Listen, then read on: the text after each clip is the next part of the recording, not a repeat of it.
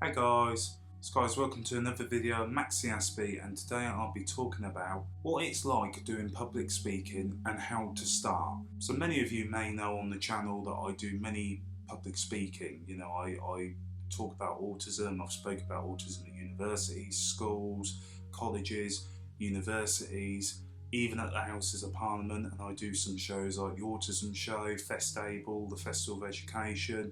The list goes on of the amount of speeches that I've done. I think I currently sit at 95 speeches currently, and that's not involving consultations that I do with people privately or the meetings that I have behind the scenes with other companies. The main reason I do it is because I love spreading that message that autistic people are just as capable as anybody else with the right help, with the right network, with the right support. And I feel like autistic people don't get the same level of opportunities that neurotypical people do. And I don't think it's like a complete discrimination directly. I think it's very indirect discrimination. I feel like employers don't know how to support us, teachers don't know how to support us, and therefore sometimes it's easier for people to not approach a thing that they don't understand. And that's why a lot of people go out of their way to avoid it, which is why I like doing my public speaking, because I like to share my story, my message of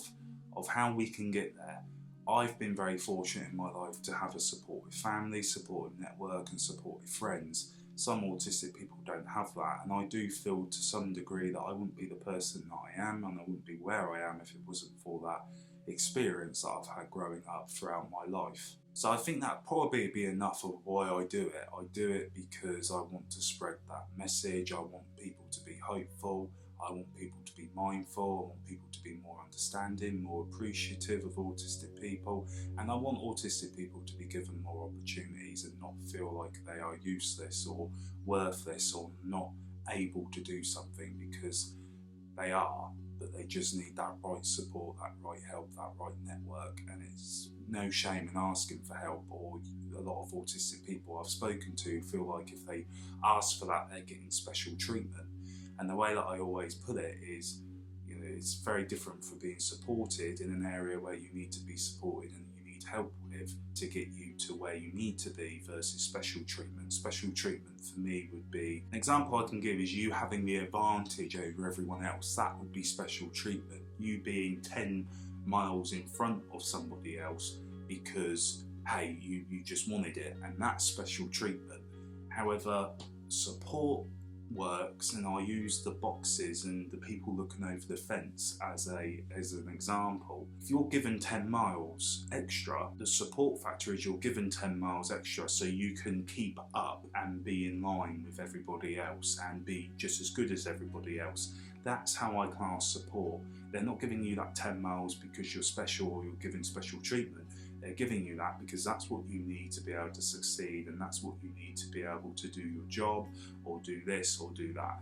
That's the difference between support and special treatment. However, the other side of this video as well is how to start doing public speaking and what you will come up against. And this is how I would suggest that you start doing public speaking if that's something that you really want to do. Always make friends, always talk to people, always network, because those people are going to be able to potentially get you at another event. You're going to be able to work with great people that want to share that message and share that understanding that you want to give to people. And just talking can really be helpful, that networking. You may have an event that you invite them to and vice versa. So networking is key. Don't do it for the wrong reasons. There's going to be many reasons why you do something, but I would suggest that the main reason always should be because you want to spread that message. Forget everything else. Another tip is you'll always be nervous. You'll never turn up to one and that nervousness will just be gone. The thing that I find is starting, but once I start, that's fine. I'm just chatting away, don't know when to stop. But the hardest part is the nerves behind, and I don't think that ever goes. And no matter what you're in, even when I've done acting, that nervousness is still there. But don't be afraid of that. Just embrace it and know that, hey, that will probably happen. Always remember that sharing your story will help others, and you may be nervous and you may be looking around the room thinking, is anyone actually listening, or is it actually helping anyone? But trust me, sharing your story will help other people. I would say the best thing about public speaking is you do feel good afterwards. You feel good that people have come up to you and they've resonated with your story, and you met new people, you've gained new relationships. You do feel good. It gives you a good sense of I've done something here which has resonated with people, and it's the main reason I wanted to do acting, because I wanted to be able to tell a story and people to be able to resonate with it. And when you do a public speaking, especially when it's your individual, your personal story, and people resonate with it, then it's brilliant. You know, it's no better feeling. And the last advice would be, if one person listens out of that whole room, then you've succeeded.